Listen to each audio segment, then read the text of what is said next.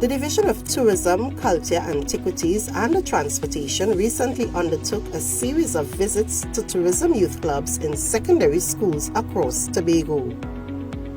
This initiative is to gain insight into the club's plans and get the views of the island's budding tourism ambassadors. We are an island based on service, and this club helps our youth learn how to serve others before they branch off into bigger arenas. During the visits, Secretary Councillor Tashia Burris engaged the students to know more about their activities to promote and preserve local tourism. We have some games that we would like to implement to inform the youth about our tourism activities, what Tobago is about, and also to make it fun and engaging. And it's just a way to learn about our culture, our history, and make it interactive.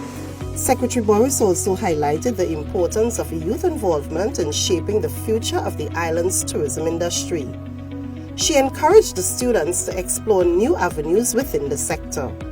There are a myriad of options available to our young people, so we don't just want them to look at the traditional careers, the doctor, the lawyer, the engineer, but we want them to see the tourism, culture, creative, antiquity sectors as very viable options when they're considering what do they want to do next after school. The Secretary's visit underscored the Division's commitment to supporting a new generation of tourism professionals.